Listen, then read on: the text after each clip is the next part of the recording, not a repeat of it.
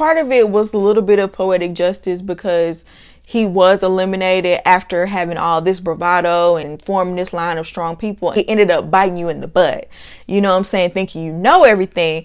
But it also wasn't as climactic as I thought it would be. It was kind of like, meh.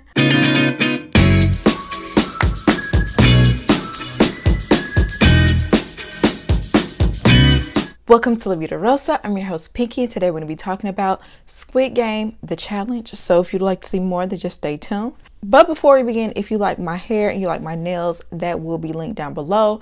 And if you like my makeup, the products I use will be somewhere on the screen.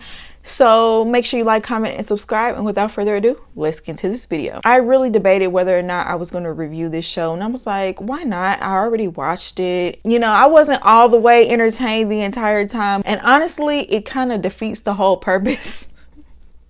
If we're gonna be real, it just defeats the whole purpose of the message of the original show. The premise is similar. 456 people compete for $4.56 million. Clearly the stakes are not as high. No one's gonna be losing their life, okay? But they do have them act out them being alive in a very dramatic way that's a little bit morbid and corny and campy at the same time. It kind of like, okay, do they have to really... Y'all know how cinematic Netflix can be, like even for a reality show, and it kind of makes it feel fake. We know reality shows have their fake elements anyway, but a lot of times when I was watching a show and they had these long, drawn out, dramatic pauses, I had to watch it sped up because I'm like, these people ain't about to die if they get this wrong. These people are not really getting... They're just gonna lose out on winning the money. So I just find it hard to get that invested. But these people were really crying and agonizing, and you know, to hear their personal stories and, you know, triumphs over those things that they went through, you do start rooting for people and you want to see them at least have a decent chance at winning the money. I know it was hard to highlight contestants because there were like huge groups of people getting eliminated at once, especially in the beginning.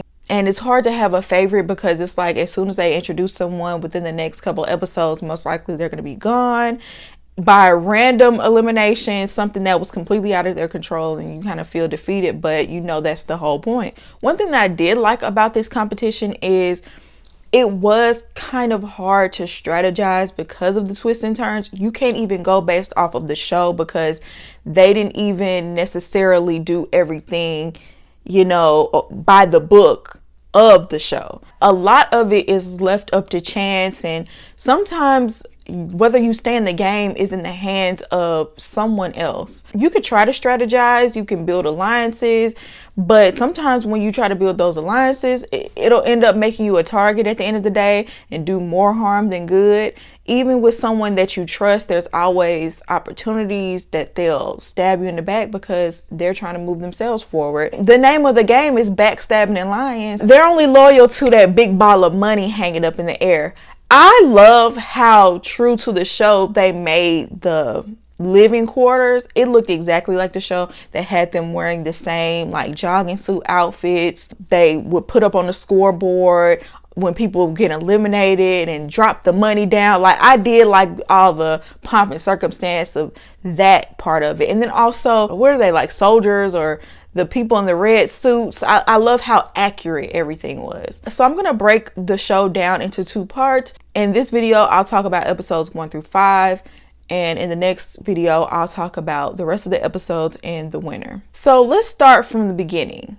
They play the infamous game red light, green light, and it's 456 people all racing towards the finish line. Y'all already know when that creepy doll is turned around and singing their song, that's when you can move. When she stops singing, you better not move an inch or you're out. On top of that, you have to cross the finish line before the time runs out. And so this is where I feel like majority of the people were eliminated. Literally, you have to pause in a way that you're not going to be shaking. You ain't going to move a hair, because if they get the slightest inkling that you moved, you done. And so this is where we first see people be eliminated from the game, and they simulate an unaliving. And if you're eliminated, ink will explode on your chest and you have to fake being unalive, like, oh.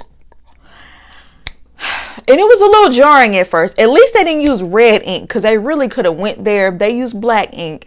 I don't know. I felt like that was a bit much. Like, I get it. You're trying to like imitate the real thing, but it just, that felt odd to watch. So in the beginning, they highlight a mother and son team. We'll talk more about them later, but they are a staple within these next 5 episodes, even though I don't feel like neither of them did anything particularly noteworthy. I guess staying in the game, they were able to do that together. They low-key had an alliance, a built-in alliance, and I don't understand why they weren't targeted. Like I said, we'll talk about that later. But another standout person is Brighton. His number was 432 because he's the one. Yeah, he's one of those. He's a very jock, frat boy type. Immediately, he's a target because he's athletic. I believe he's a former professional athlete, or maybe he played in college or something like that. I don't know. But more importantly, it's his cocky jerk attitude that is really rubbing a lot of people the wrong way. And I think he really underestimates the power of a good social game and people liking you. Why would you want to be a target? On top of the fact that every single game doesn't have to do with your athleticism. Sometimes you got to use your noggin. Sometimes you know, strategy comes into play. And I feel like that's something that he didn't truly think all the way through, coming in hot the way he did. Was it good for reality TV? Yes, because he was very entertaining. He rubbed everybody the wrong way, young and old. But it's like, did you really want to win though, sir? He was just very rude. Like, when people would cry, he would like, suck it up. This is a game. Why you crying? And even though, yes, sometimes it's like, why are you crying?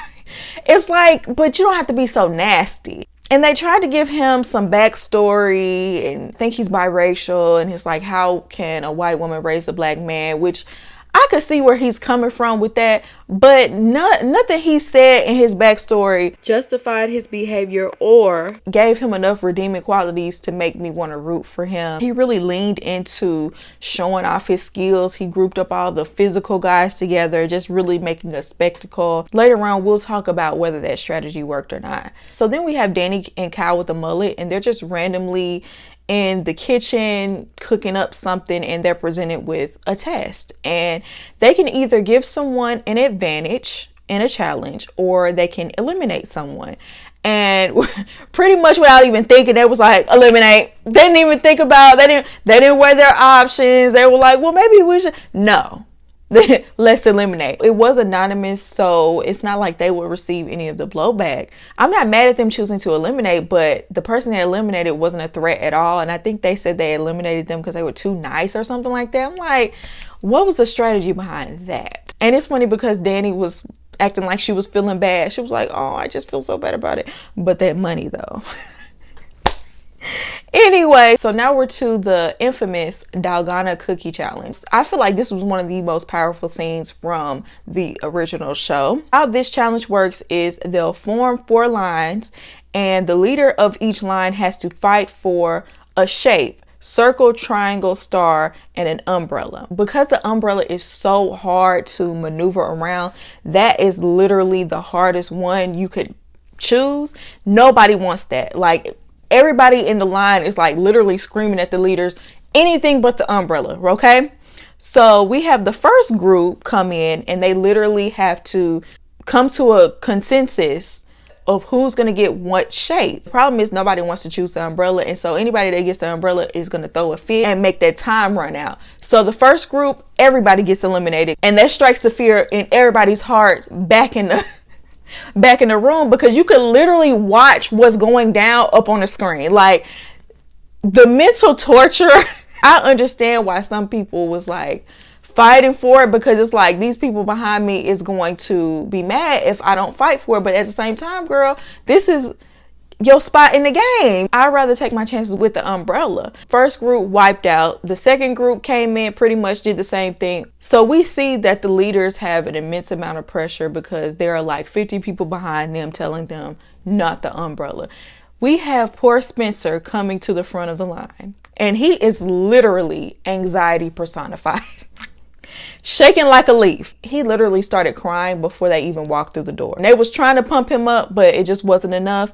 He is a self-proclaimed mama's boy, and he said that he's always been very naive. And that already tells you how his negotiation skills was going to work in that room. Brighton is one of the leaders this time around, and he immediately starts to low-key bully this man into folding and choosing the umbrella by making a deal with him that they were all going to help each other get to the next level. The promise was completely meaningless because they literally were split off. So you're not even going to be in the same group as the people that chose the shape. I think he knew deep down inside that that deal wasn't a good one, but he just didn't have the heart to fight. All the other lines in that room are cheering because yes, they got something that they can work with, but the people in the umbrella, they just depressed, they mad, they probably want to choke poor Spencer out.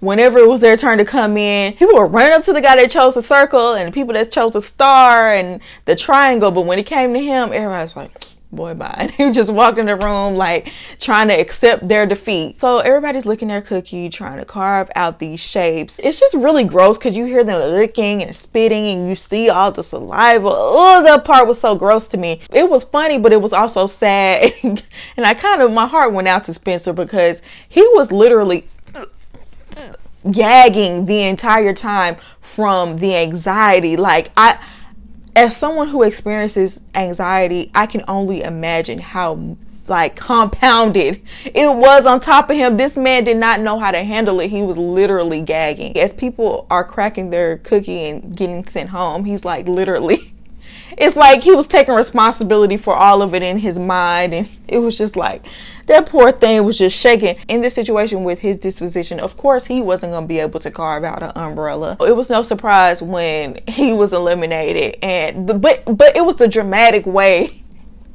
that he fell back and curled up into a fetal position, just shaking. Like, I'm like, you didn't need to be here. You might need a guardian, because I'm like, if this is affecting you in this way, if it's that bad, man, he needs to take his nerve pills or something. I don't know, something going on. Then we move on to telephone, okay?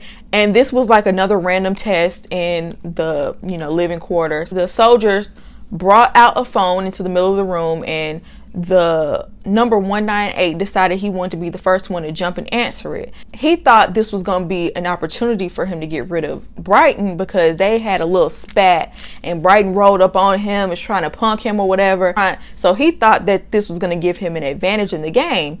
And he did end up winning a cheeseburger that people literally, like, they were savages. They really only got rice and like very small portions of food and things like that. So a cheeseburger, fries, that's a real treat in there. I know they were probably really hungry. Like, when they brought that food out to him, he barely had it in his hand for 2 seconds. Like, one girl dove over and took a full cheeseburger to herself. Like, he barely got any of that food. I don't know what he thought was gonna happen. I don't know if he thought people were going to politely ask him. I don't know if he just thought he was just going to be able to keep it to himself. But I forgot to mention that on top of that, since he wanted to be so jumpy and answer the phone, he was at risk for going home unless he could get someone else to answer the phone when it rang. And so, obviously he was being very obvious about it, trying to convince people to answer the phone because you'll win a brownie. And so he got sent home. For the next game, they instructed all the players to form 8 lines, and you had to form it in a certain amount of time, right? Brighton once again stepped up and took over, formed his own line. He chose all of the physical people that he could find to form his line. He formed it very early while everybody else was scrambling, just running around like a chicken with their head cut off. And that's where we first see TJ, player 812, highlighted, and he pipes up. He takes a commanding leader role. He's like, everybody calm down. Y'all need to get in the line or we gonna all go home. It's like, who told you to pipe up and be the leader? But it turns out in his real life, he's a coach. So that makes sense. We're in the dark about what sort of game this was going to be, but Brighton assumed it was going to be tug of war because it just follows the sequence of how the show went. Turns out this is a brand new game featured on the show, and it's called Warship, but it's really Battleship. And it's played in the exact same way, except instead of it being small, it was life size, and they had life size pegs. Each team was led by 2 people, with everyone else making up the peg of each ship. Teams win by sinking 2 opposite ships, but the nuance lies in how elimination works. The losing team leaders get axed, as do people on the sunken ships on both sides. This means you can be on the winning team but still be eliminated, and you can be on the losing team and still survive. It was at this point that Brighton was essentially helpless, because the 2 people that were the leaders were making all the moves. And yeah, he can shout out, you know, what he wants them to do, but he had never played Battleship before, so he had no knowledge of the game. Part of it was a little bit of poetic justice, because he was eliminated after having all this bravado and, you know, trying to be all up in people's faces and forming this line of strong people, and it ended up biting you in the butt. You know what I'm saying? Thinking you know everything, but it also wasn't as climactic as I thought it would be. It was kind of like, meh. I would have liked to see him go out and like somebody bigger than him taking him out. It kind of was a flop to me in that instance. Other than the twist of this being a game that was never shown on the original, it kind of was very tedious to watch. It took too long.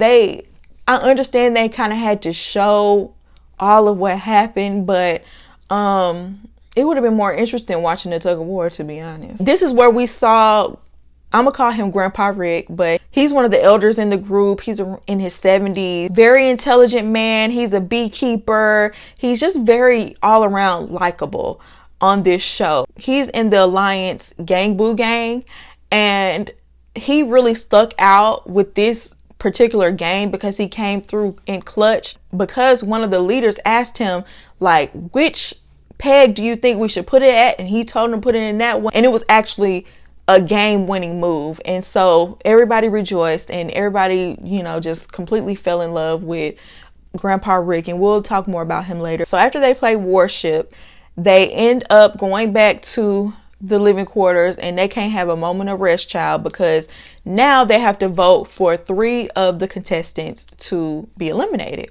Everyone has to vote at least one person. The votes are public, and the top 3 vote getters are the ones that are eliminated. Now, there's one player named Dr. V, and he I don't know why he felt the need to step up and try to wrangle everybody together, try to come up with a fair way, or maybe like something that left it more up to chance way of deciding who they're gonna vote for. But everybody shut him down with a quickness.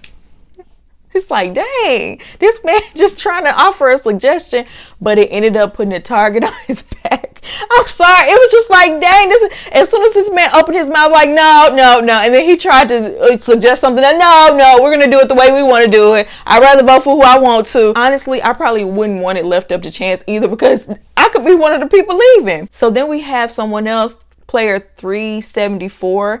He is stupidly going around telling everybody that he's ready to go home. He's tired of this and all. In his mind, he thought that was going to be like reverse psychology and make people want to keep him. And it's like, why did you think that? You literally just gave them a scapegoat to vote for. Like, you're just like an easy throwaway now.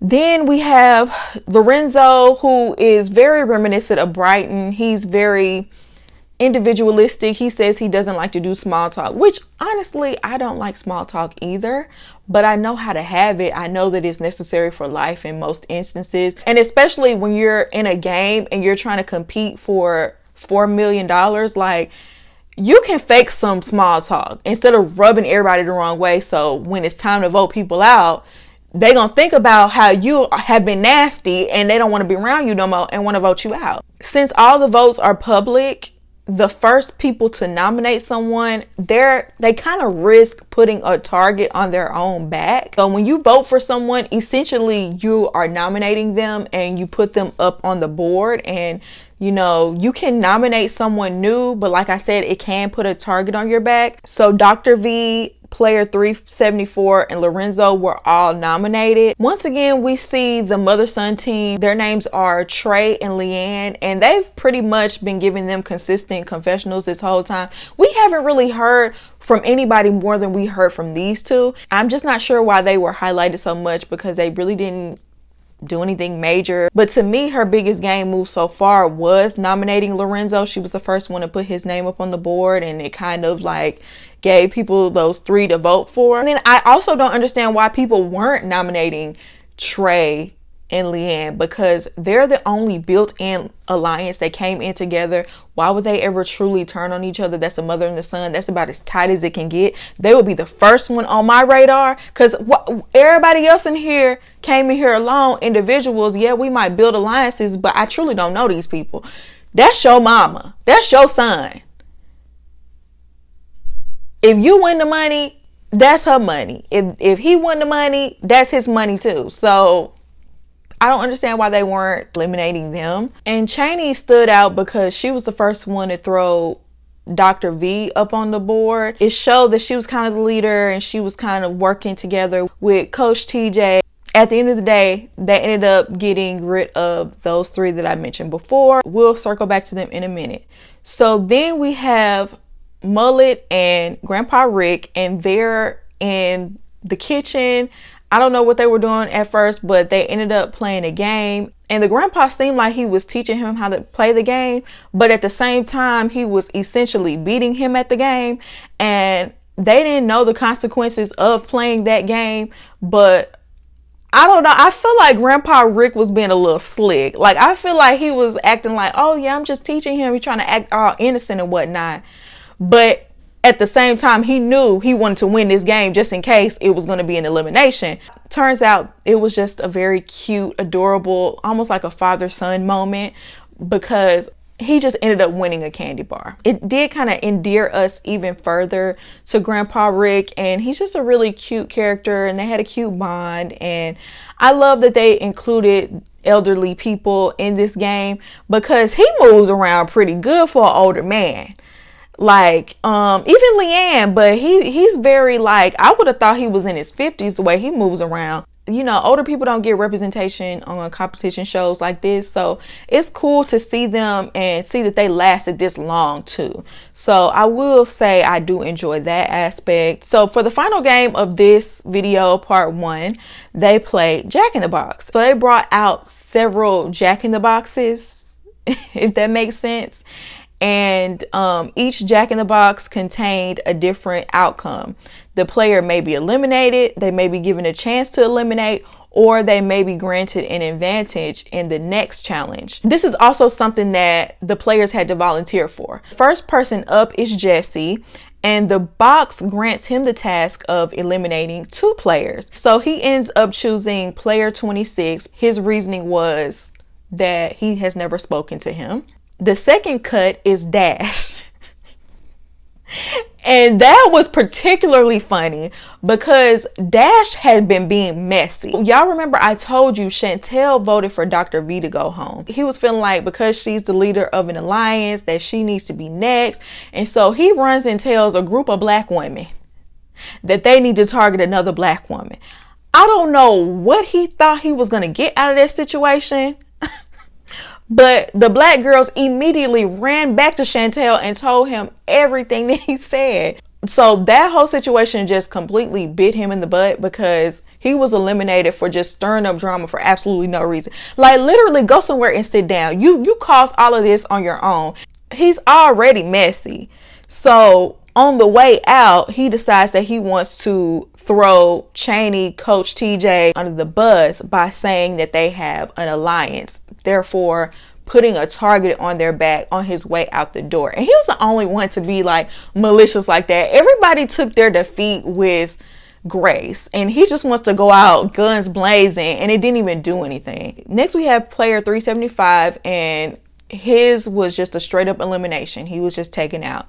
Then we have player 87, and the box grants him a chance to eliminate 1 player, and he eliminated player 176. And this was funny because player 176 was looking around like, and everybody was like, that's you.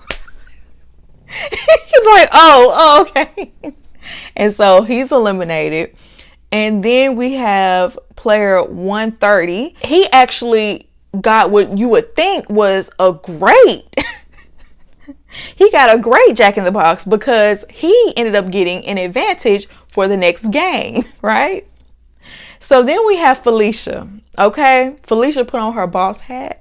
She put her hands together. She said, I'm not here to make friends. I'm here to play the game. I'm here to strategize. Okay. First of all, she had been crying the whole time. I forgot to mention that. Felicia got up there and had been in tears the entire time, on edge, crying, didn't know which way was up, just in a put, like she was completely sobbing. Okay.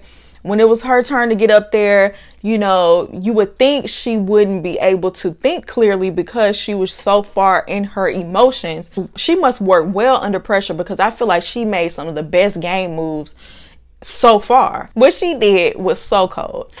She immediately eliminated player 130, the one that had just got the advantage literally right before her. It was like, dang. But it was the best decision to make because you got to get rid of the people that have an advantage. So then her next choice was to get rid of Mullet Steve and Grandpa Rick. And it was like, dang, that really cut deep because a lot of people loved Grandpa Rick and maybe Mullet too. But they also was a part of like a big alliance, the Gang Boo Gang. And so that was so smart to get rid of Grandpa Rick because he was like the brains of the operation. It seemed like they kind of fell apart without him. So that was a very smart game move. And then she got rid of Mullet Rick because he was like, you know, he was a part of the alliance as well. I just feel like that was very smart. The only thing I kind of wish she would have got rid of Grandpa Rick and got rid of either Trey or Leanne. I kind of wish she would have done that just to break that alliance up. But outside of that, girl, I was proud of her for making that move. And I saw her getting a lot of hate on Twitter because everybody loves Grandpa Rick. But this is a game. She's trying to win money. She's not trying to save feelings. Like, people were like really mad, like sending her unaliving threats and everything. And some of the contestants were online like defending her, like, leave her alone. Like, I couldn't believe that people were really in their feelings over that. Like, it's a game. She trying to win like everybody else. After all that emotional turmoil, it's time for another test, okay? It's chore time, but this time there's a twist. It turns out that they were juicing oranges and they had a certain time limit. And if they juiced enough oranges in the time limit, then everybody gets a treat. It was kind of suspenseful because it's like, is it really a treat or are people gonna get eliminated? But it was actually a treat for that particular test. So then they have everybody form pairs and line up for their treat, and it turns out to be a picnic. The players sort themselves out, and you know, obviously if you're going to have like a one-on-one picnic, you're going to choose the closest person to you in there. You're going to choose your alliance. And I feel like that is where they went wrong.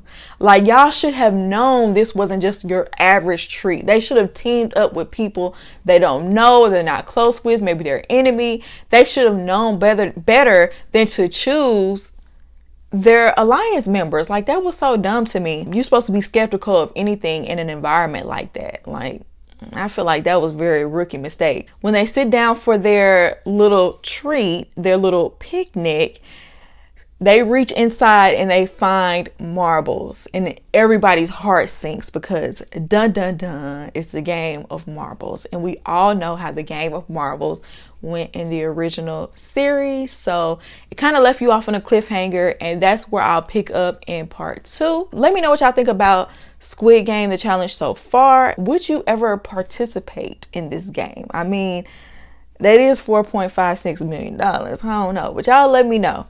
And make sure y'all leave your opinions down in the comments. Do you agree with me? Do you not agree with me? I'd love to hear your opinion. And I hope you enjoyed this video, and I'll see you in my next one. Peace.